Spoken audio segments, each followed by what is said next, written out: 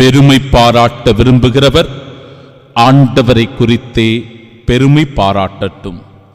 நம் ஆண்டவராகிய இயேசு கிறிஸ்துவின் அன்பும் அருளும் அமைதியும் மகிழ்ச்சியும் உங்கள் அனைவரோடும் இருப்பதாக. உங்கள் ஒவ்வொருவருக்கும் புனித ஆக்னஸ் அம்மாளினுடைய விழா நல்வாழ்த்துக்களை உரித்தாக்கிக் கொள்ளுகிறேன். அன்பிற்குரியவர்களே, கடவுள் ஞானிகளை வெட்கப்படுத்த மடமை என உலகம் கருதுபவற்றை அவர் தேர்ந்து கொள்கிறார். வலியோரை வெட்கப்படுத்த வலுவற்றவை என உலகம் கருதுபவற்றை அவர் தேர்ந்து கொள்ளுகிறார்.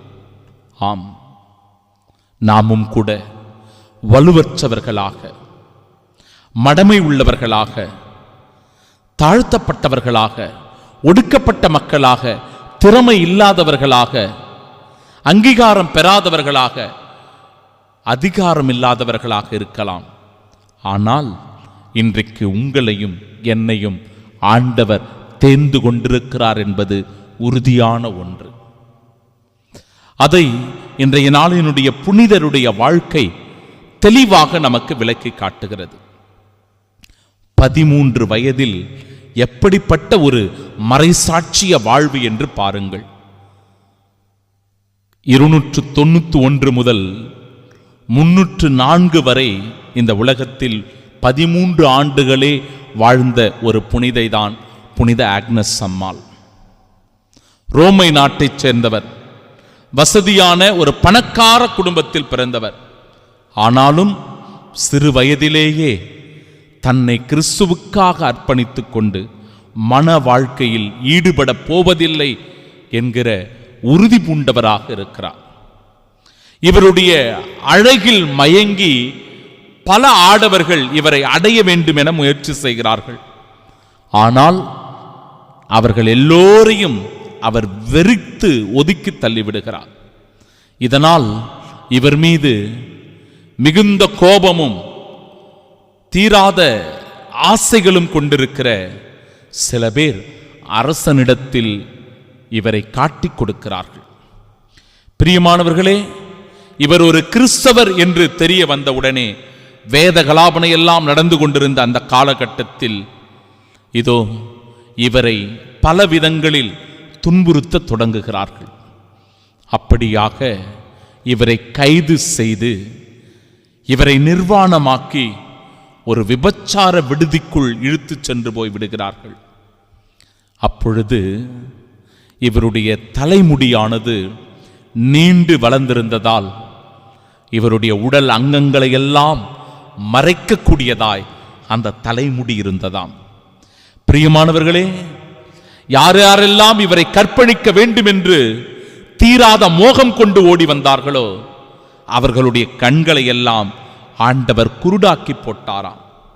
ஆம், இவரை எரிக்க முற்பட்ட போது அந்த விறகுகள் எல்லாம் ஈரமாகி போய் தீ பற்றாமல் அணைந்து போனதாம்.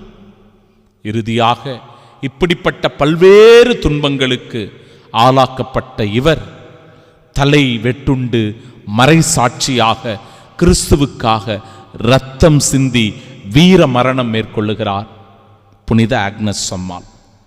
சகோதர சகோதரிகளே, இன்றைய நாளினுடைய நற்செய்தி வாசகத்தில் நிலத்தில் மறைந்திருந்த புதையல் அதை ஒருவர் கண்டுபிடிக்கிறார்.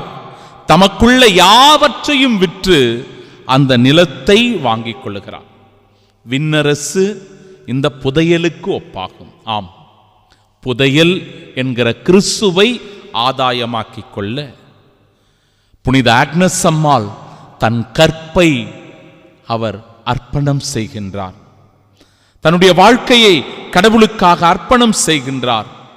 பணக்கார வசதியான குடும்பத்தில் பிறந்திருந்தாலும் கூட எல்லாவற்றையும் துறந்து கிறிஸ்துவை ஆதாயமாக்கிக் கொள்ளுகிறார்.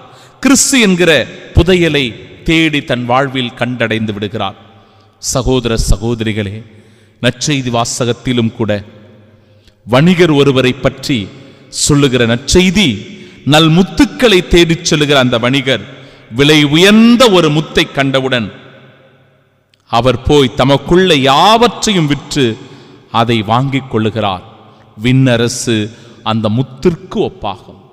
நல்ல முத்து நமது ஆண்டவர் இயேசு கிறிஸ்து. அதுவே நம் ஒவ்வொருவருடைய சொத்து.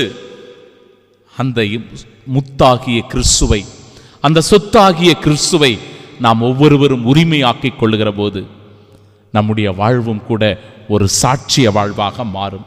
அதற்கு ஒரு சான்றுதான் இந்த நாளின் புனித ஆக்னஸ் அம்மாள். புனித ஆக்னஸ் அம்மாளினுடைய அடிச்சுவடுகளை பின்பற்றுகிற நாமும் கூட கிறிஸ்துவின் சாட்சிகளாய், அவருடைய அன்பு விசுவாசிகளாய் வாழ வரம் வேண்டி செபிப்போம். ஆமென்.